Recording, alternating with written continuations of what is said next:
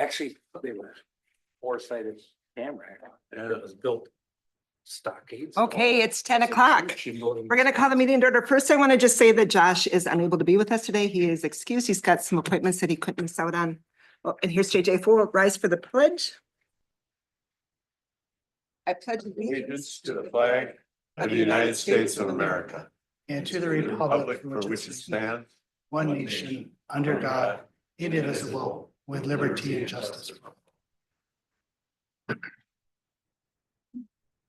morning, everybody. Is there anybody who would like to speak for public forum today? All right, so then we will move on. We need to adopt the agenda. Dave, did you have some additions? Madam Chair, members of the board, Dave Minke, County Administrator. On agenda item number 5, resolution 2024-53, there's a blank for the bank name. That should be Franzen Bank and Trust. On item number 7, the rural Minnesota counties discussion. They did submit some information that is at your place on their legislative agenda and their successes. So that's just additional information. And then on item number 12, the settlement agreement, we have not received the signed agreement back from the union, so we can cancel that discussion and hold it when they do get the agreement back to us. I will move as amended, Madam Chair. Thank you, Matt. Oh, second. Thanks, Steve. Are there any questions? All those in favor say aye. Aye. Opposed? Motion carried. Approve the minutes of September 17th, regular board meeting and the summary for publication. I'll move that. Thanks, Steve. Second. Thanks, Matt. Are there any questions on those? All those in favor say aye. Aye. Opposed? Motion carried. Minutes of committees, we've got the 2024 land auction results and the surveyor's monthly reports. Are I'm there gonna any- move. Thanks, Matt. I'll second. Thanks, JJ. Got a motion and a second. Are there any questions on either one of those? All those in favor say aye. Aye. Opposed? Motion carried. And we're going to approve the consent agenda. Are there any questions on anything on the consent agenda? We have a motion to, I'll move it. thank you, Steve. I'll second. Thanks, Matt. Got a motion, a second. Once again, any questions? All those in favor, say aye. Aye. Opposed, say no. Motion carried. We are on our regular agenda and we are at the 4-H week proclamation. And we have somebody online. Cassie, is it Cassie? I'm trying to Yep, it is Cassie. Good morning. Can you hear me okay? Cassie, yes, Yep. thank you. Okay, thanks for having me. I am stepping in for Sarah Odendahl, the 4-H educator this morning. I am out of Bemidji, Minnesota, so I'm a little bit further away. So thanks for allowing me to zoom in today. I have a National 4-H Week proclamation that I will read aloud and then request a couple of signatures to proclaim National 4-H Week next week. So the proclamation is: whereas 4-H is America's largest youth development organization, having supported almost 6 million youth across the country thus far, and whereas 4-H is delivered by Cooperative Extension, a community of more than 100 public universities across the nation that provides experiences where young people learn by doing in hands-on projects in areas including health, science, agriculture, citizenship, and whereas National 4-H Week showcases the incredible experiences that 4-H offers young people and highlights the remarkable 4-H youth in Pine County who work each day to make a positive impact on those around them. And whereas Minnesota 4-H's network of 6,000 volunteers and 150 professionals provides caring and supportive mentoring to all 4-Hers, helping them grow into true leaders, entrepreneurs, and visionaries. And whereas 4-H helps more than 150 youth in Pine County annually to become confident, independent, resilient, and compassionate leaders. Now, therefore, be it resolved, the Pine County Board of Commissioners do hereby proclaim October 7th through 12th, 2024 as 4-H Week throughout Pine County, and encourage all of our citizens to recognize 4-H for the significant impact it has made and continues to make by empowering youth with the skills they need to lead for a lifetime. Dated this first day of October, 2024. We love 4-H in Pine Yes, County. we Thank do. you for showing that. Great. And I want to make that. I figured motion. Steve would do that. All right, we got a motion by Steve, Second. Right. a second by Matt. Are there any questions on this? No, but I do want to add Please do. something, and that is, I can't say 4-H without saying youth development. 4-H and youth development, because that's really what it's all about. And I've watched these kids for my whole adult life grow up and be productive citizens. And I'm proud of what we've done in Pine County. I'm proud of the crew we have, and certainly proud of Sarah for her leadership. And if you ever want to really see a wonderful experience, come to the Pine County Fair on Judging Day and watch those kids as they present their projects. They really have put a lot of work and heart and soul into those, and talk to those kids. They are the people that are gonna change in a positive direction the face of America and certainly Pine County. I agree. I get to sit and watch my grandsons blossom because Yeah. they're in 4-H and the things that the responsibilities that they're learning, and it's been a joy. So thank you for what you do. Yeah, thank you. So we have a motion and a second to make 4-H week recognition. All those in favor say aye. Aye. Opposed? Motion carried. Thank you so much. Awesome, thank you. And if you do have, if you follow the social media for Pine County 4-H, there will be a number of different posts there with different themed days. So we'd be happy if you check that out. And thanks for the support. Thank Thank you. Okay, have a great day. You too. Bye. North Star Family Advocacy. Good morning, and Morning. thank you for letting us join you today. I'm Cassie Deibler, and I'm the director at North Star, and I've also got. And I'm Jennifer Long, and I am the family advocate there. So we have been engaged with Pine County since April of 2022. And so what we do at North Star is, prior to child advocacy centers and North Star, when a child was abused, they would have to talk to whoever they reported to, maybe the school counselor, the police, the social worker, and now we have everybody right in under one building. So they come to our facility for forensic interviews. So we are specially trained in forensic interviews of children and vulnerable adults. And so what that does is that victim comes to us. We've got the county attorney's office, law enforcement, and child protection all there, but that child's only having a conversation with me rather than having to talk to all of those people. And so we are a neutral fact finder, so that can be beneficial, especially once and if it ends up in a trial, just because we don't work for the county attorney's office, law enforcement, but we're really there for those children. Another service that we have is our advocacy, which Jenna, I'll let you talk about that a little bit. Yeah, so our advocacy service that we provide is, we know that abuse happens to a child, maybe in the situation, but it also impacts the whole family. So while that child or vulnerable adult is speaking with Cassie, then I'm able to talk with the family, a non-offending caregiver, and offer them resources. What are your questions about the process? What are your concerns for your child? How do we keep them safe and support them through this process, but moving forward?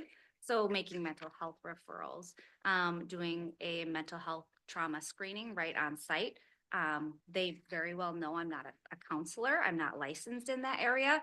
But these are some pretty obvious things. Are we struggling with sleep? Are we struggling with anxiety? How are these, what happened? How are they impacting the child? What are some things that we can do now to help kind of alleviate some of that stress and those barriers, especially as they may have to wait to get into a counselor. And so really trying to address those things initially to really work on that process. And then just encouraging caregivers that their support at home is what's going to make the biggest difference in how their child responds to this process. So if they know that they have a supportive caregiver, then they're more likely to flourish as they're beginning to heal. And then so different than like child protection, I don't have timeline. So I can work with a family. I offer a pre-call before they come for an interview to explain the process. And our goal, as Cassie said, in being neutral, is that also we get to be very victim centered. So while we care about what happens with a case moving forward, our goal is to provide the safest, most comfortable space and opportunity for people to talk about these really hard things, because that's how we move towards healing. And so I don't have timelines, so I can work with a family from the second we find out about that case until forever, if that's something that they want. But that's an option for them, right? And so again, being victim centered, we keep those things. Thank you. I just wanted to let you guys know, so for Pine County, just have some statistics for you guys, just to let you know. So in 2022, well, actually, 2024, we have had 15 cases through June, so that's half of our year. And so we sit about serving about 30 victims and their families each year. And so, yeah, we just wanted to let you know that we are a local service. We're just located in Bram, so we are right on the cusp of Kennebec, Isani, and Pine. And so one of the other things is we really provide a space that is not an economic barrier anymore as well, because prior to North Star and Bram, they would either have to go up to Duluth for an interview such as ours or down to the cities. And so even for some families, that's a barrier in and of itself, just even having to go to the cities. And sometimes if there was a Hennepin County case, those kids would get bumped. So then they'd go down and they'd be bumped after, having that barrier as well. And then I was just going to let you know also, so we do provide, so an interview of a child is a mandated service that has to be part of that investigation. And so just being able to do it all together rather than being siloed with law enforcement here, is just a better fit for the kids. So anything else Was that the forensic interview? Yes. But Yep. you sit in on that also? Yep. So I actually, currently, we've got a new interviewer starting tomorrow, but currently I'm doing all the interviews. So we actually have space. We have 2 interview rooms and 2 observation rooms. I do have some pictures, but I know they're going to be hard to see, but I'll pass this around so you can kind of see our space. But while the kid is in the interview, the observation room has law enforcement. And so they're not in there, but they're also being able to determine what's next and things like that. And also wearing an eye watch to make sure that they can ask questions if they're relevant. So they have options and access to do that. So. That's great. This is near and dear to me. I know it is. I worked in that field for a long time. Oh, wow, you did. That's awesome. We really, we're super fortunate to have Reese actually on our board. And I will say this, and hopefully it doesn't go too far, but Pine County so we serve Isani, Chisago, Pine, and then the tribe in Mille Lacs. And I will say without hesitance that Pine County has been our greatest team to work with. Just, we cannot say enough things about Pine and the work that they do and the collaboration that we have with Pine County. So thank you. Thank you. I second that. I was gonna say the exact same thing. Everybody has been, it's always a little hard when you move into this new space, and people want to do their jobs well. And so we want to just help everyone do their respective role well. And they have been excellent to work with. Yep. Everybody seems to really have a passion for the work that they're doing, but also understanding that, again, we're here to come alongside, not to replace. And they've been super receptive to that. And that has just made this process so much better for the teams, but even more importantly, when you have that collaboration for the families. Yeah. That is the goal. Yep. So. And I did forget to mention, we don't just do forensic interviews and advocacy, but if there's a case that needs a medical done, we can do that right under our roof as well. So we work with Dr. Mark Hudson out of St. Paul. And so he is able to perform those virtually with nurses on site. And then, as Jenna mentioned, the mental health aspect, really being able to get referrals for mental health services for our kiddos, because one of those main common denominators for trauma and or for mental health is trauma. And so making sure that we can get them connected. We work with TSA and in Cambridge, one of our therapists is trauma informed, and she really works hard to get them to the top of the list so that they're not having to wait or wait less than normal. So one thing we just wanted to share, I've got some flyers, but we do have our 3rd annual Stand Against Child Abuse gala coming up at the Brame Event Center on November 1st. This year we have Galen Elmore, who is, he was a Minnesota Gopher alum, played Gopher football and played for the Bengals. And he grew up in foster care from the age of 3 to 13, and some of that abuse to him happened. So he's really just there to really shed light on community and hope, and really showing that even something so small can have an impact on these kids that have been victimized, even such as a ride to practice. So, yes. Don't leave. Steve, did you have something you wanted to say? No, Oh, I I thought you just meant have a like couple this. questions. Okay. Are you totally funded from donations?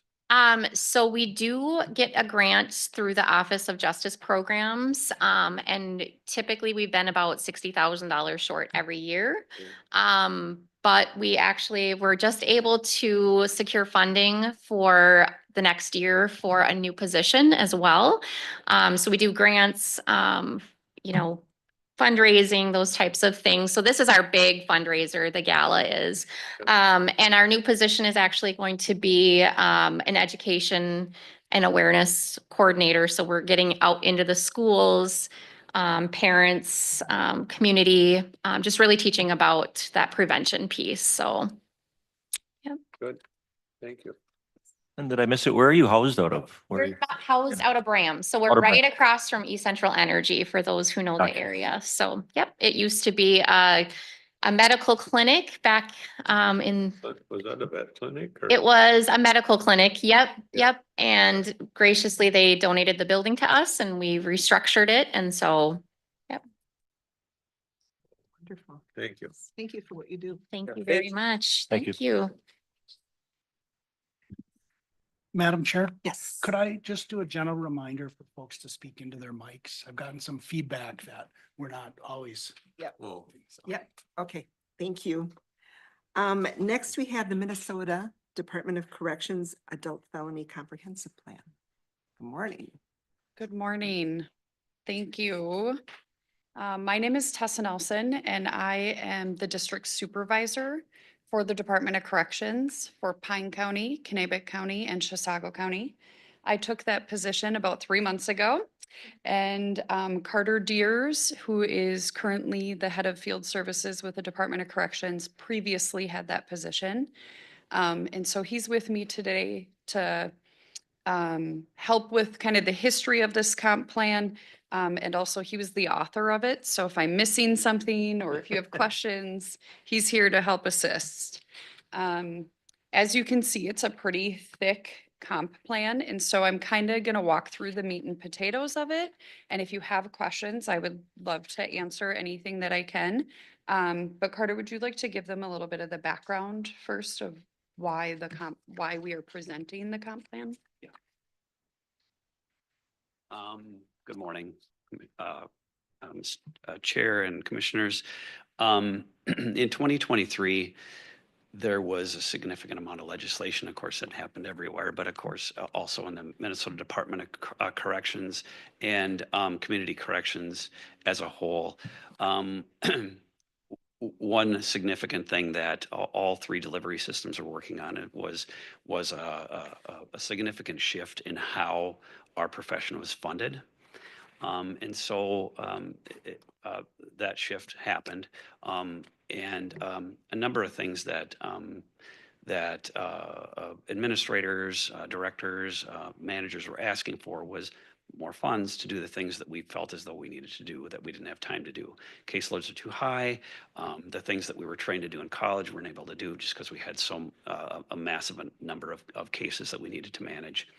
And so in large part that happened. What we call the funding formula went in place of what was funding our profession before. It's not without mistakes. There's probably going to be some legislation that corrects some things.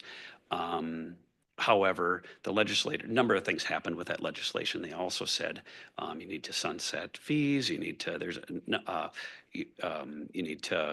do the things that you say that you couldn't do with the funds that you have. And so we formed what's called a Community Supervision Advisory Committee.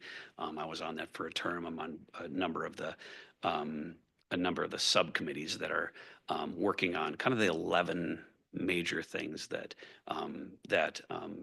the Council of State Governments suggested that we should be doing that we aren't doing, if that makes sense. So the money came with strings attached. And why I'm saying this is ultimately, this is our, like in math class, this is our homework, right? And so when we come back every 2 or 4 years, however that's decided, we're to do what's called a comp plan, which within it will make our argument to say that we have met those standards as an agency, or where we're at in moving forward to reach those standards, if that makes sense. One of the things I will note is that the comp plans were required early this last year, right after the legislation. However, the decisions from that Community Supervision Advisory Committee haven't yet been completely finalized. And so we're kind of flying the plane as we're building it a little bit. And so the requirements and maybe the format of this are likely to change, and probably for the better. I think in the future we'd have a little bit more concise format and really be looking at some more concise points of what it is that we're looking for. So in the future, hopefully it'll be a little bit more, I wouldn't say dialed in, but we'll have those standards clearly stated in order to receive the new funds, and then below it, our argument as to how we're doing within each one of those standards. Yeah. So, yeah, I don't understand it completely, but Okay, that's fine. I was just over at the legislative conference and Commissioner Snell was speaking. Yeah. And he was talking about at the prison level, that they're gonna fast track through, programs and get them out of there. And then the money they save, they're gonna put towards their high risk inmates. Yeah. But from my perspective, and I'm on the law enforcement side. Yeah. If somebody comes out of that program, they're not free and clear. They're gonna go to probation to wherever they live, and somebody can, so why don't some of those dollars that they save follow to They will. whichever agency is gonna be? So They will. is this a place where you're gonna take feedback and go back and work on the model, or are you gonna? Well, so I didn't know I was going to be speaking on MRRA, but that's all right. I can do that. So what you're talking about also happened in 2023 is the Minnesota Rehabilitation and Reinvestment Act. And so what that says is that right now, if somebody goes to prison, they're basically serving 2/3 of their sentence in prison, and then 1/3 of that sentence on supervised release with us. If it's in Pine County, it would be with the Department of Corrections. What MRRA did is said, let's incentivize those folks to get into programming. And if they're following if they're less risky and they're going to be easier for us to supervise when we get out, and they're actually taking advantage of programming while they're in prison, then we're going to reduce their sentence to not 66%, but potentially down to 50%. So they could get out a little bit earlier. What that does is kind of change, I think, incentivizes them to do better while they're in, gives them some hope to actually perform better while they're in prison, reduces hopefully staff assaults while they're in prison and whatnot. It does increase our workload as we get out. And so there are 4, you're testing me now, there's 4 buckets, I think, there's 4 buckets. So the reinvestment part of it is we're going to save some money. I mean, that's the idea. And a quarter of that bucket would basically go back into the general fund of Minnesota. A quarter of it goes into community supervision. So it does fund, hopefully more adequately fund community supervision. And there are two other buckets, and I think it has to do with victim services and one other, and it fails me. I don't remember exactly what all the buckets are. So, so it does, there's a nod to basically moving some of the funds from institution into community because the workload will transition there. I think it does, because you're shifting, it may be relieving work here, but it's shifted somewhere else. Exactly. No, you're absolutely right on point with that. It's exactly what it's going to do. So, and we're all concerned about it. So, as far as what exactly those numbers look like, it remains to be seen, but hopefully the funds will actually shift. So, thanks. Any other questions as far as that kind of the history and why we're here? Oh, and Yeah, part of oh, I'm it sorry. is presenting this comp plan to you and to get your approval as far as who the board is that we've assembled, that might change over time, to make sure that we're adequately kind of bouncing ideas off of and whatnot, and then coming to you for a resolution. So, I have a question. yes. Yeah, I noticed, I see some language here on the DOC training requirements and the sentence to serve. So this is also then directly tied into the Willow River facility?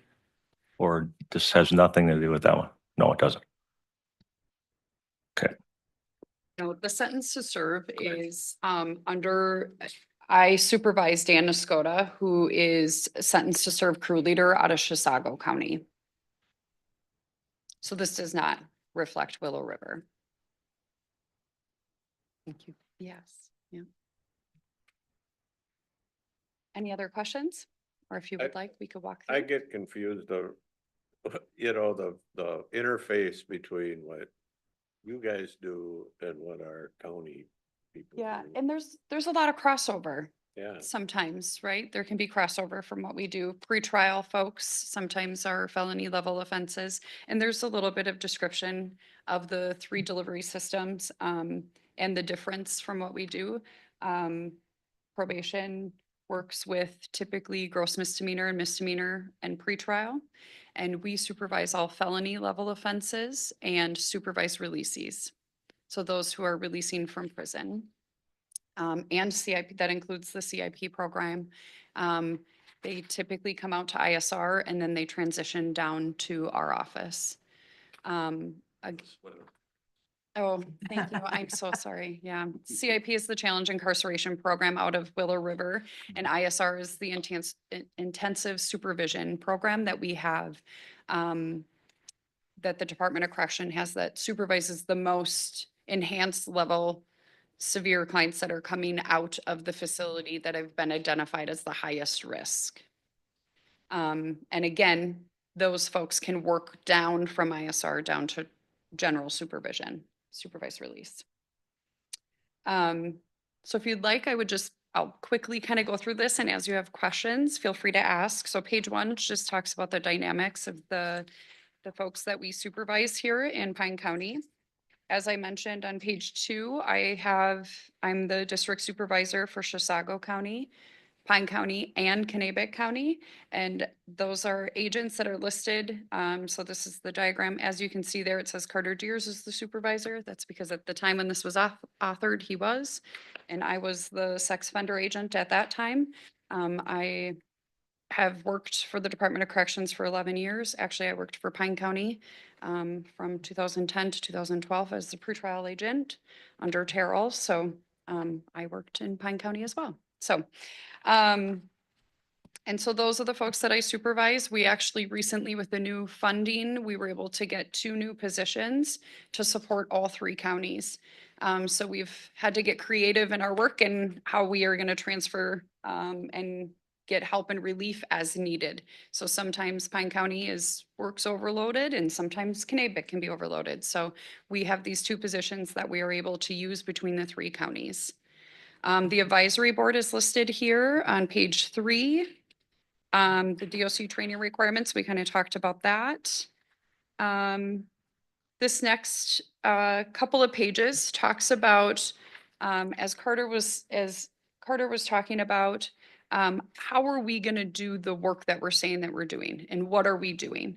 So really, we're making a shift into how do we work with folks so that they don't come back on supervision? How do we get people to start thinking about their thinking and help them work with the problems that they're having? Sometimes, for example, you get people who constantly are losing jobs. And I like to say that they get jobs. That's not the problem. If you spend time only working on helping them get a job, that's not their problem. They get them. Their problem is when they go to work and their boss asks them to do something they don't want to do and they start swearing at their boss. That's the problem. So we need to start focusing on their emotional regulation, their problem solving skills. So that is where we want to spend our time with these folks. We want to spend the time working with helping them build skills. And to do that, we have this case plan process. So this looks at how do you start from the moment they come in your office until the time they're done with supervision, and how can you implement working with these folks and help them through this process.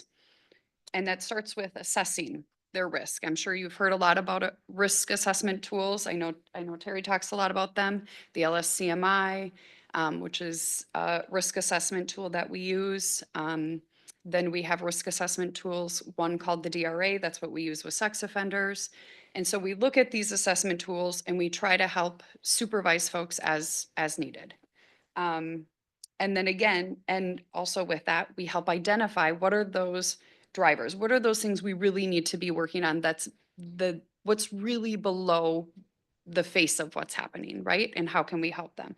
And then we set goals, and then we do skill practice with them. We do role clarification.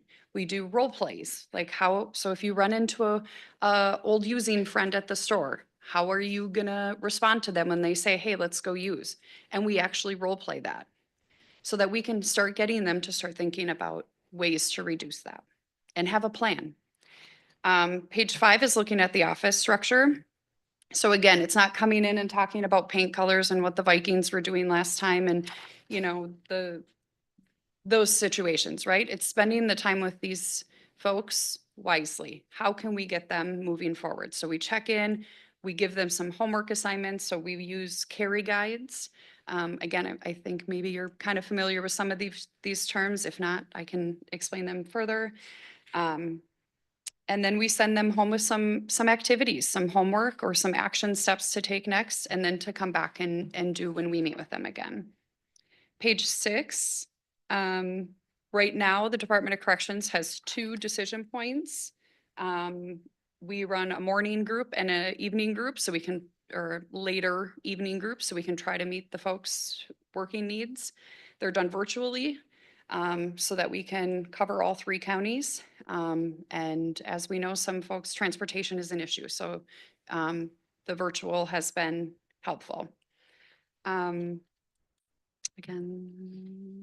this looks at page 7 talks about like the pretrial diversion and other services. Like I said, I kind of briefly mentioned that's the probation department.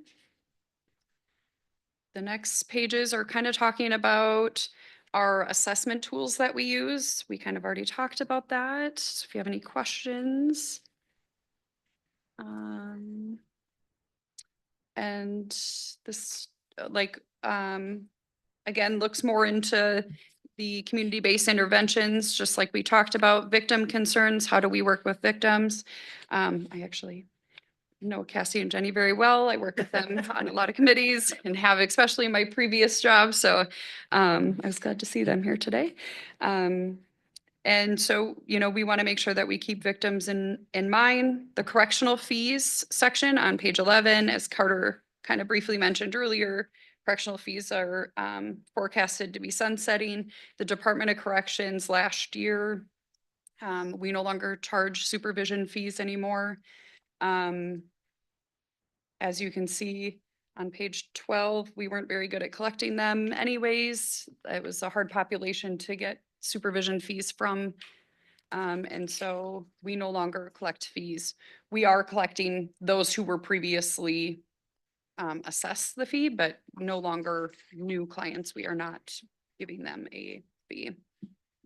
And then at the end of this talks about some budget stuff. So you can see kind of where our budget is spent for the Pine office. Again, this doesn't look at the fact that we have two agents that are also helping support that office. So although it's not listed, exactly, it's hard to formulate a kind of half position that you're utilizing other places. And then the rest is the appendix and some more stats. Make sure I'm not missing anything. And then back into the population breakdown. And page 22 looks at the caseload supervision breakdown of the clients that were in that office at that time, at the time this report was completed. And then those, on the very last pages, those were the cases we supervised.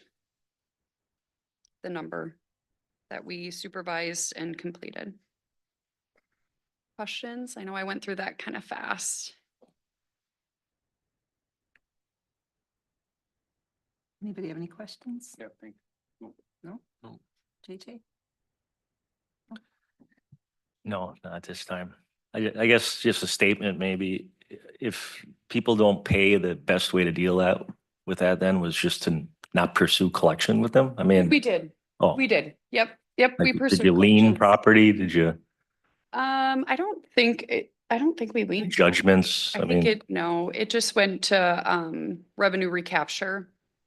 And a lot of these folks are, they're coming out of prison, they're rebuilding lives, they're getting jobs at minimal pay. Often, times not even filing taxes themselves. So, yeah, we were finding we were not getting the funds. So there's no more fees then, that's what I Not gathered. for the Department of Corrections. That's what I wrote, kind of DOC. business choice a little bit. I mean, if you're gonna assess fees and try to get it out of folks, you're also increasing their risk.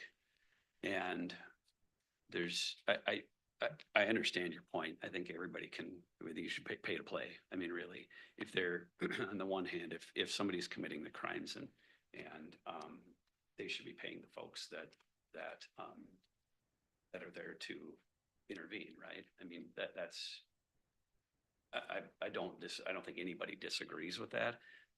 As it actually plays out, it costs money to collect money.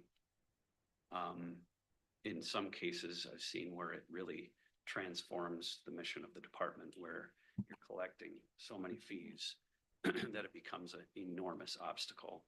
Have you ever tried contracting out to independent collection services?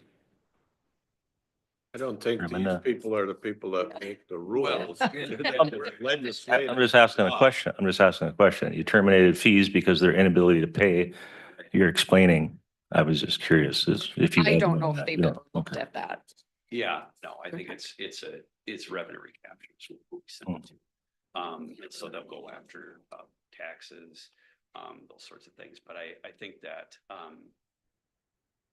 if you're actually raising the risk level and the likelihood of somebody reoffending, Mhm. it also kind of goes against our mission in a way too, so if we're not able to get these folks out of the life of crime because of something we put in their way, then what is it that we're here to do? And so I think that, that's kind of the choice. So on the one hand, yep, they should pay to play, and actually how it plays out, and research is very clear on it, is that we're not doing ourselves or the community any favors by doing it. So I don't disagree, but in reality, it just doesn't kind of work that way. Terry, did you want to come up? On the record, Terry Fawcett, Commission Rep. Hey, Terry. Just a couple clarifications. First, Tessa had talked about what the population that the DOC serves. Yep. County probation also does the juvenile services in Pine County. And just as a reminder, I presented the county version of this a couple months ago, and that day had a couple documents. The downside of this official document now that we're required to do it, it's a good thing that counties are required to do this and tying it to funding, because there were so many counties around the state that were saying they were doing one thing, weren't showing any work. We're proud of showing that work. So when I gave my presentation, I gave you the formal document, which is restricted to 25 pages, and then gave you the outcomes, which is showing our work, our restorative justice, our programming, that in fact, what we're doing works or we're doing it right. Relative to corrections fees, Commissioner, been around 25, 30 years. I was, as an agent, I couldn't believe we were gonna assess clients' fees to be on probation. I still have agents that think that way now, and I get it. As an administrator, they've become a big part of the budget. So in Pine County, it's almost an agent, without benefits, it's $60,000-$70,000 a year potentially. Some of the bigger counties, Wright County, it's $500,000. And so the issue now, the CSAC committee and others working on it is what will happen in 2027? Where's that money gonna come from? Is that gonna fall back on the shoulders of respective counties? And so that's the work that needs to be done because, the Department of Corrections can waive it, in my opinion, a little bit easier because ultimately the Department of Corrections sets the budgets for everybody else. And so it's, and we have a policy, we waive fees too. I mean, people that really can't pay, that comes across my desk and we waive them. Otherwise, revenue recapture goes after them up to 6 years by statute. And then after 6 years, they just fall off the books.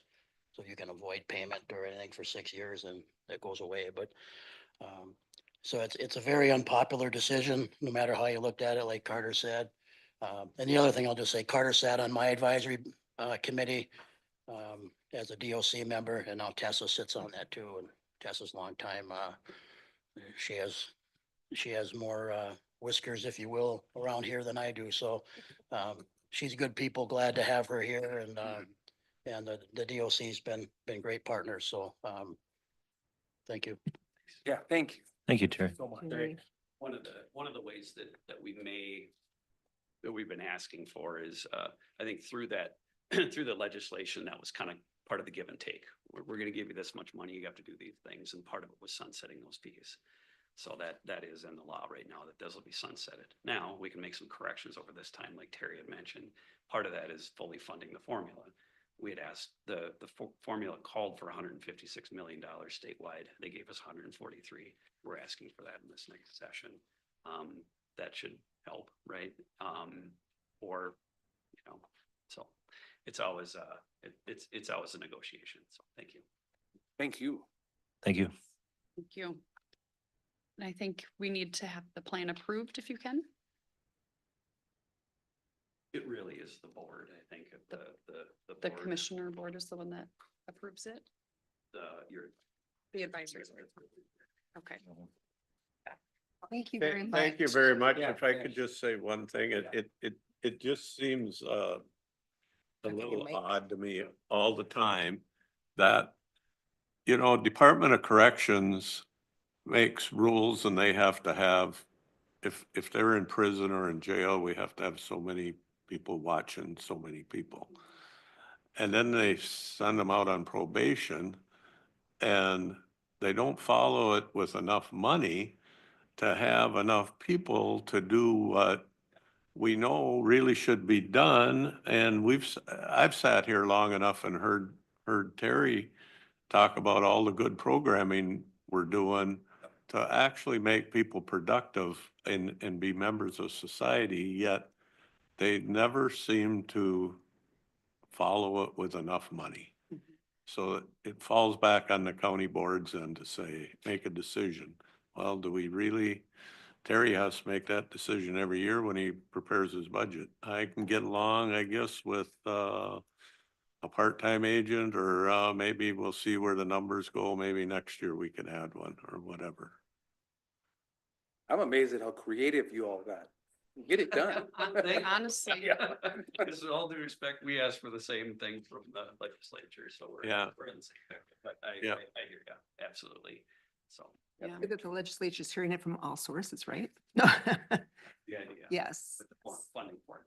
Yeah, absolutely. So thank you for your time. Yeah, Thanks thank for you your so time. much. Thank you. I was looking at you thinking you looked familiar. Now I know why. It's good to see you again. Yes.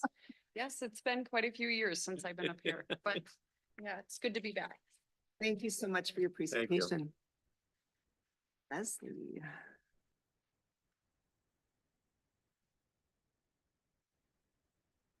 Good morning. I'm Leslie Morning. Sauter, your Economic Development Coordinator. I think first I have the October is Manufacturing Month. And so typically on the first Friday every year, it's used to be declared Manufacturing Day. And they've moved it to a month-long celebration. So every year I kind of come to you guys with this proclamation, just recognizing what our manufacturing businesses do here in Pine County. And then we also schedule a manufacturing tour in coordination with Pine Technical and Community College. We bring students from all 4 districts and even neighboring counties, districts into Pine Tech. We disperse them to local manufacturing facilities to see where you can go to school, get an education, and also get a job. Typically, debunking any myths that manufacturing jobs are dirty and dangerous jobs because they're very automated and highly technically skilled jobs that pay very well right here in our own neighborhood. So I have a proclamation in front of you guys that just points out just in Pine County, workers in manufacturing jobs took home $16 million in wages in 2023. The average annual wage in a manufacturing position here in Pine County is about $51,584, which is 23% higher than the average annual wage across all industries in Pine County. And overall, there's 320 highly skilled, well-paid jobs at 28 establishments in our county in the manufacturing industry. We have neighbors around us that have a little bit more, but I think that this is a good, strong sector in our county, and we're always working to grow it a little bit more with land available in Sandstone and Pine City. And we're actively working on that, so. Thanks, Lou. Thank you. Thank you for what you do. You have brought so much stuff to our county that, yeah, it's been great. I enjoy it.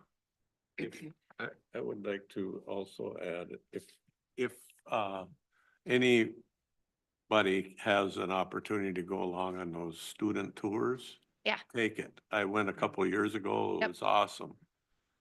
Students were engaged. The manufacturers were very proud of what they do. Yes. And they were doing some stuff I had no idea. Yeah, so Tuesday, October 29th, yes, the invitation is extended to any of you on the board. If you want to join us, let me know.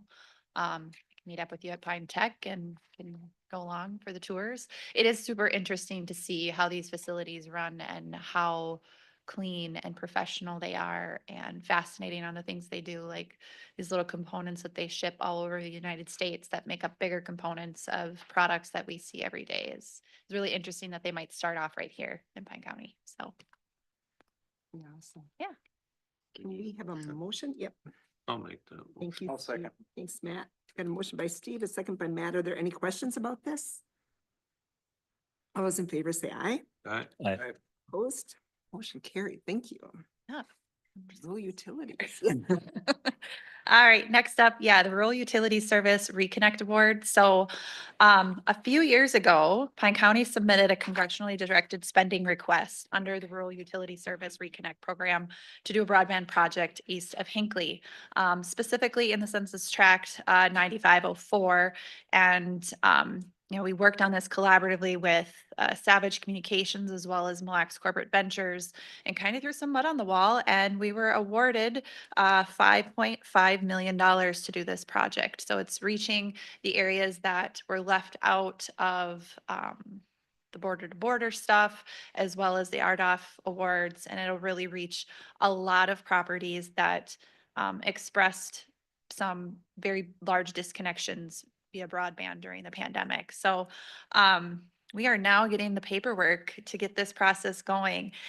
In the last 3 years, we have been doing the environmental review, and that got clearance just a couple months ago. So now it's time to actually start hitting the ground running. So you'll see units mobilized to start putting more fiber in the ground, just like you saw around Hinckley with our CDBG funding that just wrapped up. So in front of you, we have a request to authorize the board chair, the county administrator, and the county attorney to execute the grant and security agreement, as well as the deposit account control agreement with the resolution 2024-53, with some certifications to accept the grant and authorize execution of the grant documents, as well as a form certifying that you all have the authority to do this. So it's been a fun process looking through these documents. It took some massaging of Kelly, like, yep, we have to open up a different bank account. Please. So yes, so we're nearing the finish line of receiving the funds. So that's what we're looking for. They did hit the ground running. I've seen a lot of connections set up out there. Yeah, it's been good. Yeah. Are there any questions for Leslie on this? Can we have a motion, please, to execute the grant and security agreement? I'd make that motion. Thank you, JJ. Second, second. thanks, Matt. Motion by JJ, second by Matt. Any questions once again? Madam Chair? If you Yes. could withstand two more comments. Yes. I just want to recognize Beth Gruber and Mille Lacs Corporate Yes. Ventures because it was Beth and her team who actually wrote the grant back in 2001. And we really just put our name on it as the applicant. So it was a good partnership. And then you've heard County Engineer Mark LeBrun talk about how challenging federal projects are. This is every bit as challenging. And so a lot of hard work by Leslie and Kelly and others to get to this point. So I just want to appreciate that. It wasn't to just sit back and watch it happen, right? I just have one question about it. Yeah, go ahead. So is it, and gonna, maybe I missed it, but it missed the mark on the estimates. Did it change or is it gonna hit, are you gonna be able to finish what they wanted to start? Is there enough money? I believe SEI has enough money, yes. I think we had asked for like 8 and got 5.5, but I think with their recent border to border stuff, as well as our CDBG and the influx of some ARPA funding, I think it should hit as many households. They're also able to tap into those broadband line extension grants to run it to farther away places. So I have not heard from SEI that they're reducing what they're doing. I think they make it work. Okay, thank you. Yeah. All right, we have a motion by JJ, a second by Matt. Once again, any questions? All those in favor say aye. Opposed? Motion carried. And you can continue on with the appointment of the HRA EDA Commissioner. Yeah, so our District 2 HRA EDA Commissioner Henry Fisher's term expires this week on October 4th. He was appointed in September 2021 to fill a remainder of a term.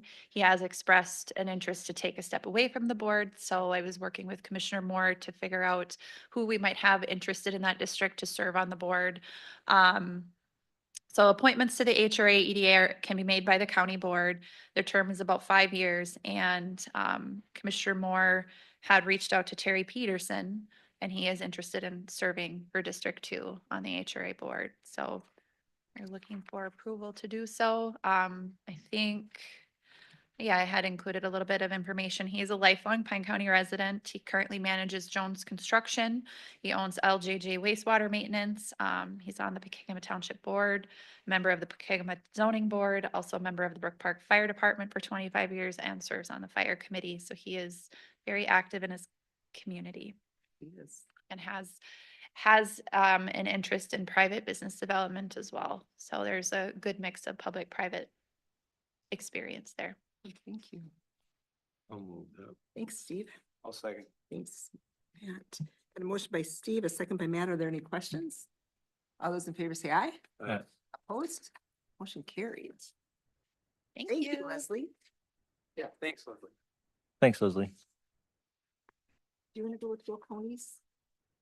Or do you want to start it? Yeah, Madam Chair, members of the board, thank you. So Minnesota Rural Counties is an organization that represents a number of counties in rural Minnesota.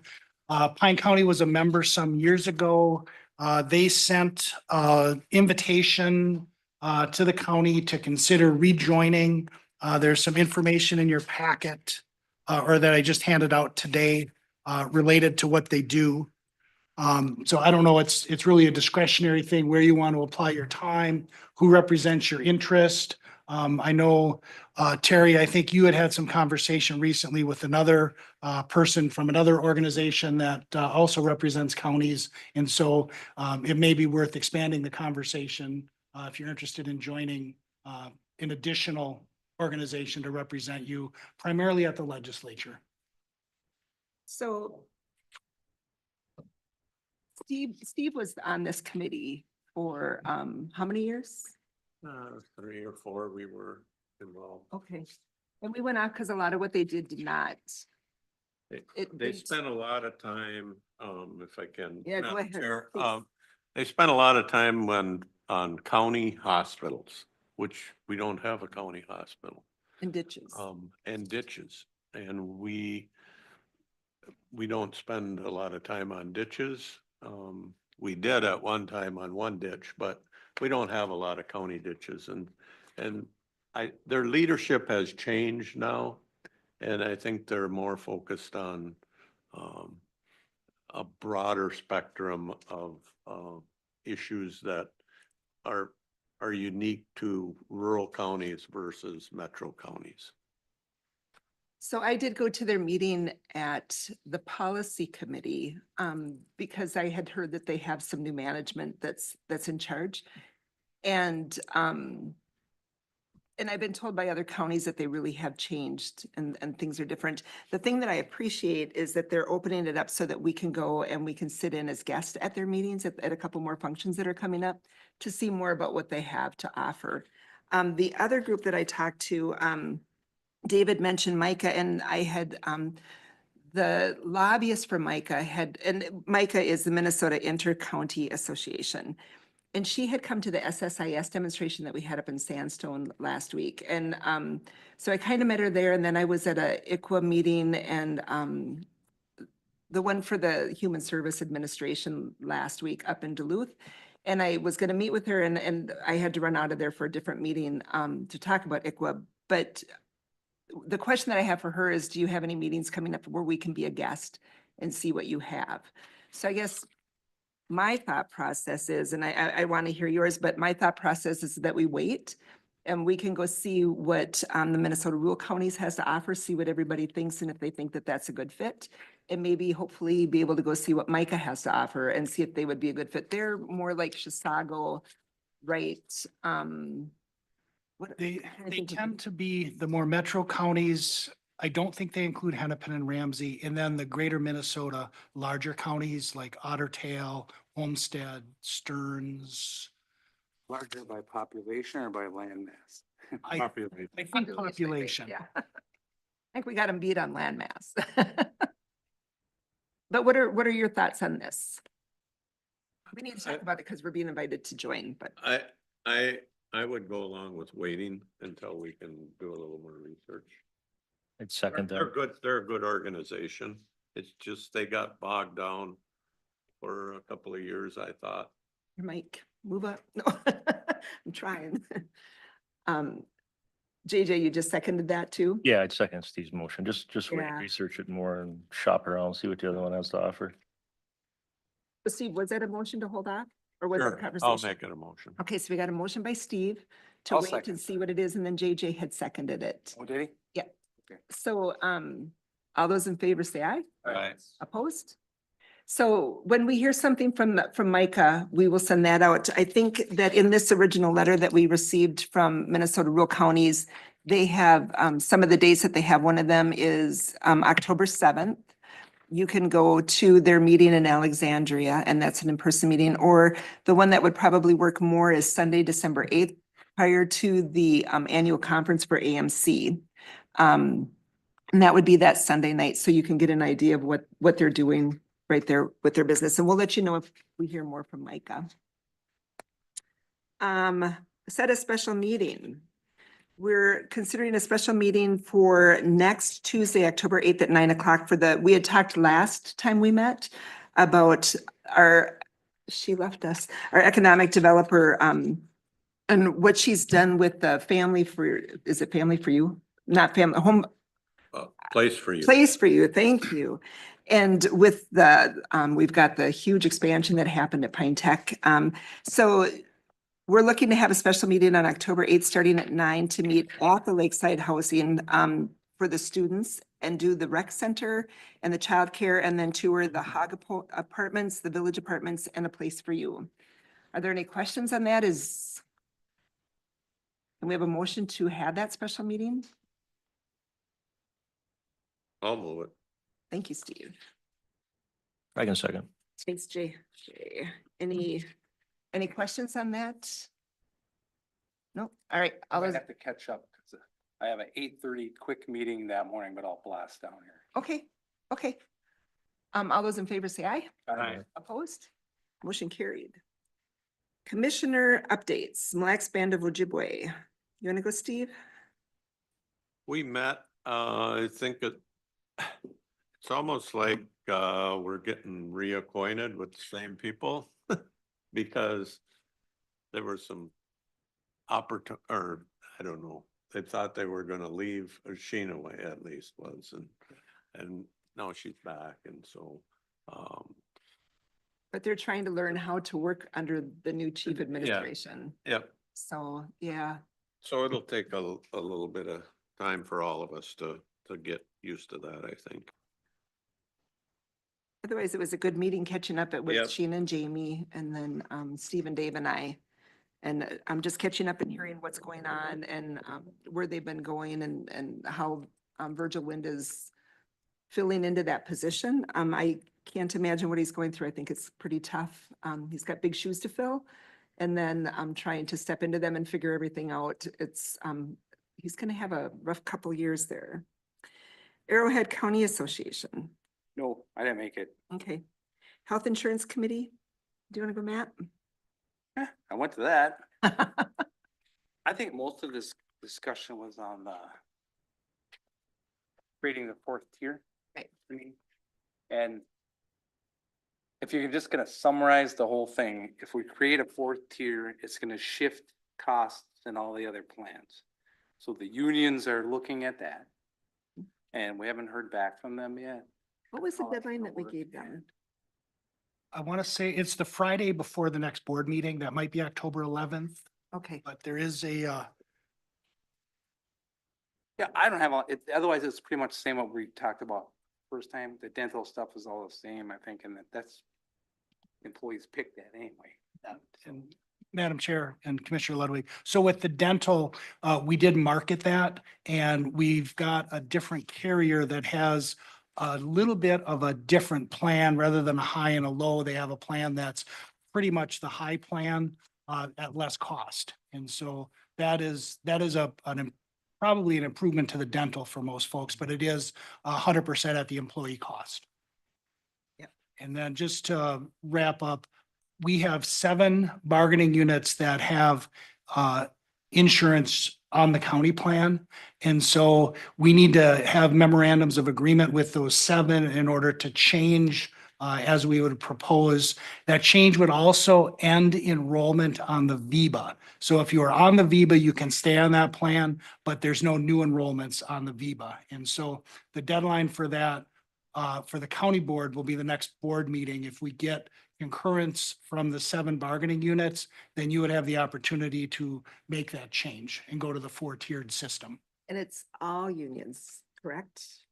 All unions except that 3 Right, are not on our health plan. right. But it's not, this union No. can say we're gonna. do Yeah, it, oh, this one- correct. yeah, It's everybody or nobody. Right.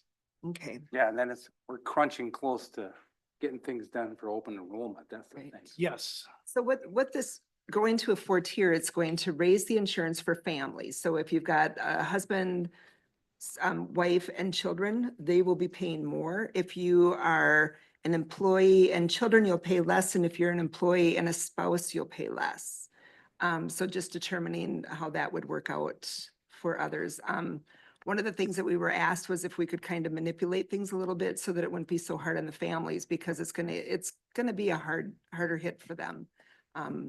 So it'll be interesting to see what the unions come back with. And Otherwise, it was 0% increase. correct. And the county total contribution remains fixed. And of course, that number is the result of hundreds of individual choices that employees make on which plan. But based on what we think are the reasonable assumptions for the distribution of, if we go to 4 plans, the county's contribution would remain the same in total. And if I remember correctly, the unions came forward with a request to look at the 4th tier, so. Yes. Yeah.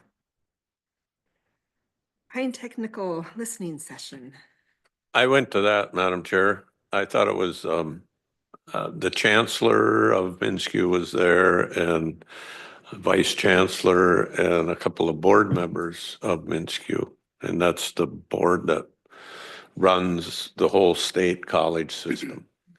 And they wanted to hear from the people that use Pine Tech and support Pine Tech of what they could do. And it wasn't just Pine Tech. There were people from Fond du Lac and people from Lake Superior. And so that was good to get their perspective. I think the people that probably had the most impact were probably the students that spoke, because they're the ones going there. And so they did a great job of articulating the need for labs. Technical education is not cheap. And if you compare it to having an English class in a community college or a university where you can have 50, 60 kids sitting in a chair and one professor, when you're doing machine tool technology, first of all, you have to have the machinery. Then you have to have not 50 kids, but maybe 12 or 15 or 10, and welding labs, and the list goes on and on. And there's actually some virtual simulation equipment now for the nurses' classes, and I don't understand it all, so I hope I don't botch it up too bad. But when students need to do their practice where they would typically go to a hospital, they can do that, a lot of that using simulation, whatever you call them. I'd call them dummies, but they're pretty smart. The other thing that I found out is, you guys probably knew this, but Wellia is going to put on a big addition here in Pine City. And part of the reason they're doing that is the commitment that the state of Minnesota made to expand Pine Tech and expand their nursing program. So they know they're going to have a stream of nurses coming out of that school. It's a pretty cool thing that we have people who grew up and live in East Central Minnesota that go to school at Pine Tech, and they get to have jobs in Pine City and Mora and Sandstone at Essentia, and use our facilities need those people. And so that's a pretty good touch. I hadn't thought about that part of it, but, and of course, the manufacturing people that were there have used them for years, and they need those people. I ran into Joe, and he was just very excited about it. He said it was really nice to have you there. Labor negotiations. We met. They gave us their offer. And then we met and prepared a counter offer, which Dave and Jack were gonna mail or email. Oh, to well, them. yeah, we're scheduled to meet again on October 21st. Yeah, also we should And prepare it. Yeah. They had talked about some comparative wage data that they did not have available, which they were going to submit to us prior to October 21st, so that we could review it and incorporate that into our response. Okay. Yeah, so we're just in the first volley. Okay. Snake River Watershed was actually canceled. The SSIS demonstration, I was on a 2-day high. It was probably the best meeting that we have ever seen. We had different tribal leadership there. We had a new senator. We had Senator Mary Kunish there. And they were both extremely supportive and will do what they can to help with this. We had a really, really good discussion with Senator Rarick and Representative Nelson really taking the lead, and Marion, Jason's wife, Marion. who has known about this for how many years? She's been a 13. representative for 12 years and she's known about this issue for 13. And they were extremely vocal about we need to get this done. And we had SSIS people from the state there. We had Department of Children, Youth and Families there. We had the Children's Cabinet was there. I mean, we had some really top-notch people there to hear the issues and to see the issues firsthand. Our staff did an amazing job putting it on. You know, once again, the system failed. It would just kind of watch that ball go round and round, which I'll admit it, I pray for that every time we have that demonstration that it fails. I'll be So real. do they walk them through trying to do a Yep. test on the Yes. computer? And Yep. Yeah. And they start typing and then it goes. Yeah, yeah. So it was really good. And I think this is the time where we're going to start seeing that progress. We've got people that are being supportive. We've got even the people that work on the SSIS system down through the state are saying, yeah, we need to fix it. Then the following day, I think it was the following day, I went up to Duluth. It was Thursday. I went up to Duluth and Tiki Brown, who's the new commissioner for the Children, Youth and Families. She was up there and we met with St. Louis County to talk about ICWA and what it does. And a lot of it, you know, it's the system that works that. So just as in, this is St. Louis's numbers, but in 2018, they were at 58% of compliance. In 2023, they had hired 4 full-time employees just to enter ICWA cases to make sure that they were entered correctly, which is costly. We know that employees are costly. They failed by 0.5%, 99.5% is what they received. They had one letter where the judge said, don't worry about sending it. And so on the judge's order, they did not do it and they were docked to 0.5%. And because they were docked that 0.5%, they lost, I want to say $250,000. It might have been more than that. I mean, it's hefty. So, I mean, this is what they put into it and they failed. So Tiki Brown came up and met with them and some of her staff. And I was invited to join them on that meeting, which was really to know that we've got her support and that this system is a lot of her department now, where I don't think that we had that with the past commissioner for the Department of Health. So it's exciting. I think that we're going to be able to see some moves. We may end up doing one more demonstration because after the election, we think that we might be able to get the chairs from the committee up to see it and get that going too. So, Madam Chair, yeah. just a comment on the demonstration and a point that came out during the conversation is despite all of the work that legislators, including Nathan Nelson, have been doing, that all of the counties and AMC, the one requirement that came out of the last legislative session was to add an additional summary report that our workers have to do that is not supported by the technology. It's a report they have to write, manually pull the information and write a separate report. And so I don't want to, I want to be encouraging to all the effort that's being made, but it is flabbergasting with all of that energy and effort and appreciation for how we're not supporting the children, the families, or the workers, that the one change is to add an additional requirement to our workers. Who Yeah. runs that? It's to make it Who's in charge of that? The legislature, Was legislative. because the Senate has a committee and the House has a committee. So, and Nathan Nelson is on the House committee and he has been a major advocate for counties and getting this taken care of for our families. Something's happening. There's some movement. What Dave's talking about, that summary that they have to write, I believe, correct me if I'm wrong, that it's to make the world for the state easier, for their employees to determine what's being done easier, because then they don't have to go pull those tidbits. of and information out. I think Becky is maybe on Zoom or maybe not, but I think it's a little bit nuanced. I think it's for the families. So that rather than having a huge report that they have to look through to find out what they have to do, it's a summary of what the family is required to do. But isn't it a duplicate of what's on like the first 2 pages of their report anyways? That's my understanding. Yeah. That, there ought to be there ought to be a way for technology to support the creation of a summary versus putting the burden on the worker to sift through that and distill out what meets the state requirement for a summary. I think it's called AI, David.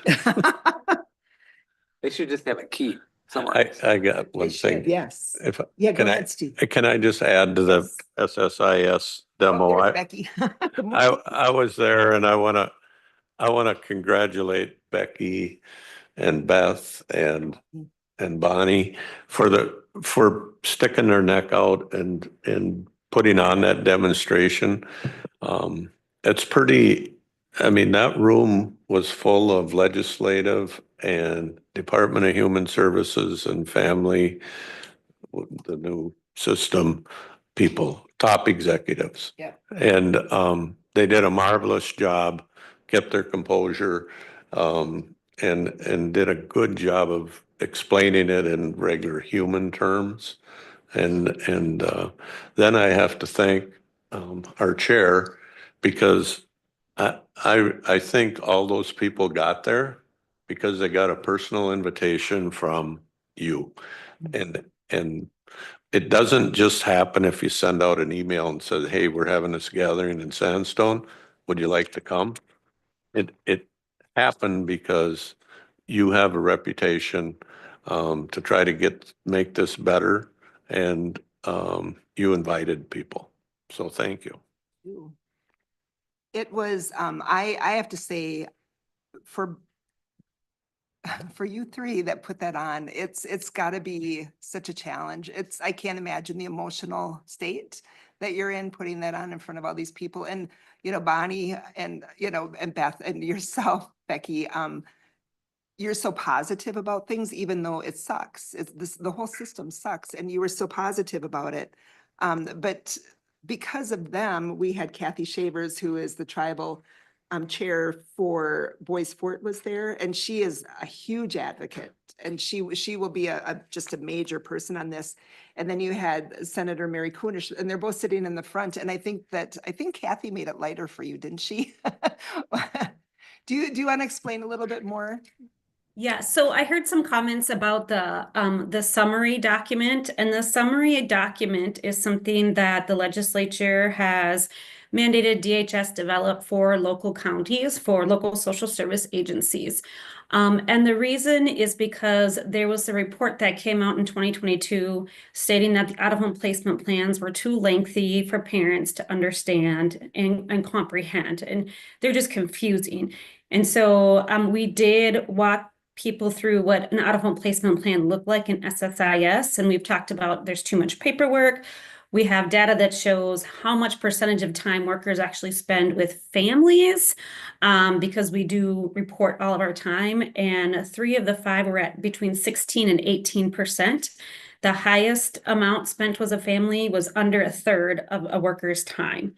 And so the fact that we're adding more paperwork now to a document that isn't good, it's not fixing the problem, it's adding to it. And that's a struggle. Yeah, thank you. Hey, I have to say, while you're still on screen, I love the sidewalk out front. Thank you. The behavioral health unit did a fantastic job. Yeah, I went back there to town, but they weren't there. But yes, please share that. It's really nice. It's nice. It's needed. And maybe just for those who aren't aware of the sidewalk, that was the behavioral health unit chalking it up for suicide awareness. Yeah, yeah. Mental health is a really big issue that we're all facing right now. And just to be able to walk in and see that you matter, it's huge. Thank you. NLX was canceled. Surprise, surprise. Anybody else have others? I do. Becky and I went to Grand Portage last week. And, it was good. It was good for me to try to get my arms around this new children. What is it even called? Family? Children, youth. No, No. this one was Human Service Forum. Yeah, this was the Human Service Forum. Yeah, but the division between social services. Oh, and that's children, youth and families. Children, youth and families. Yeah. And so, it's almost like now they've created another entity that somebody like Becky has to interface with. And as I sat there thinking, as they're kind of going down a little bit of divergent paths, and it's like, who is going to be able to keep track of all this stuff? And are our financial workers going to be able to report something that's here instead of reporting to one agency? Now they're going to report to 2 agencies plus public health. And so I think it's something we're going to have to be aware of and cognizant of. I'm not saying there's going to be trouble, but I'm just worried. I think the best part was, if there was a best part of staying at a meeting 4 hours from home till 3:30 on a Friday afternoon, it meant that we had to stop and eat someplace on the way home. And we stopped at Betty's Pies and I had a pasty. But the best part was Sam Moose came in and sat down with us. And so we had probably an hour of his time and just conversation. And Sam, if you don't know Sam, he's been around the Indian community his whole life. He is a native and has some real good insight on how we interface with each other. He's actually the tribal relations for the children, youth and families. Yes, and they couldn't have picked a better person. No, I love Sam. And then one other thing is the emergency, we used to call it the Northeast Radio Board, but we met last Thursday. Something I got to talk to Ryan. Every time I have a WebEx meeting, I fail. So I went on the phone. It was fine. I followed along. But we're going to have to pay, that next generation 911 stuff is unless they come up with more statewide funding, we're going to be holding the bag on some of this stuff. We had money to buy all the armor radio equipment, but I don't think there's enough money to go around to buy everybody new stuff now for the next generation. So Do they include the fire departments automatically in that?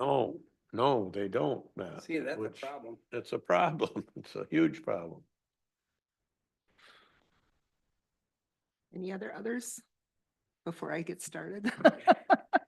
So I went to the telecommunication and technology through NACO, and they're looking at 5G. I just got an email from Paul Raymond from Wilma Township. And the Township Association just had their meeting, and one of the things that they're pushing is we have a lot of areas in our county alone that does not have any cell service whatsoever. And so they're really pushing that we can get cell service. So one of the things that the TNT is working on is getting, the FCC is going to have an auction, which I don't trust their auctions after their broadband auction. That was pretty miserable. But they're going to be having an auction to bring the people who have no service up to at least a 4G or a 5G preferably. So hopefully we'll be able to get to see some movement going on there. But I'm leery because of the last auction that they held. That's the one where we got the, what was it, LTG? And they couldn't do it, and they won the majority of the United States, and they couldn't even do what they've got. So I mean, it was just bad. So that was that one. And then I went to that meeting up in Duluth and met with, we were talked about with Tiki Brown. And when you were talking about having that different committee, the thing I like about this is I think Tiki is proactive and she'll get things done. And the Commissioner of Human Services, which is Jody Harpstead, I saw her putting up more pauses, you know, she'd kind of say, it's not going to happen, it's not going to happen. And Tiki's saying, we need to make this happen. So I think that that's going to be a huge benefit for counties is to have that. I went to Project Rise on the 24th, and the big talk was on truancy court. They are going to be moving their truancy court. They used to go to the schools to meet with the kids and their families, and they're going to be moving that to the county again. So it will be in person. It won't be at the schools anymore, which will make it easier for our staff and for our judges. And then I think when you have to step up and show up in person here, it's going to be a little bit more for the kids too. I think so I think that that's a good thing.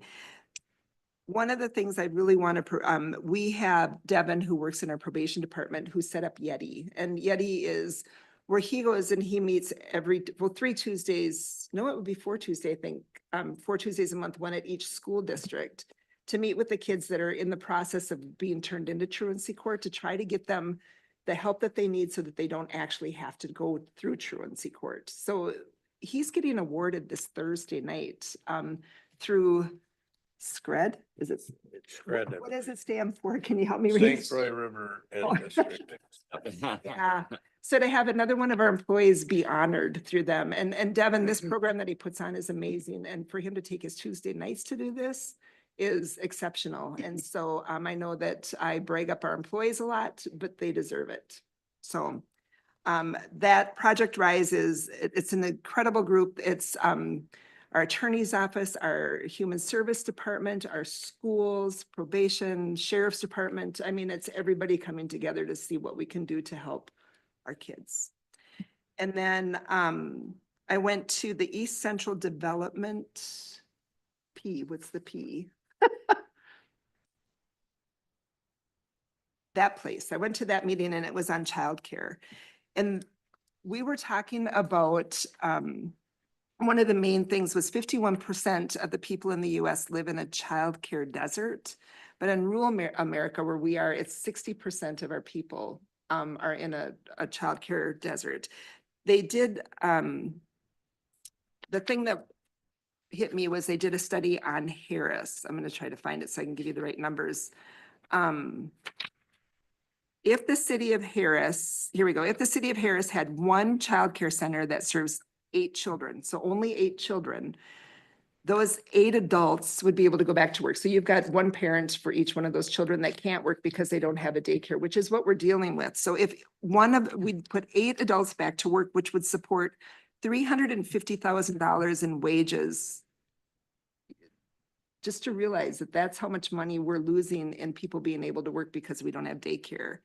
And then also the education, the teachers say, they'll always say that there's a difference with the kids that are in a good childcare community instead of the ones that are not. And so just to have that accessible, it was a good meeting. I got to sit with Beth Gruber from Mille Lacs Corporate Ventures and hear some things that are going to be going on, and we'll be having a meeting with them to see what's happening in Hinckley. But they are looking at a daycare in Hinckley, which will be great.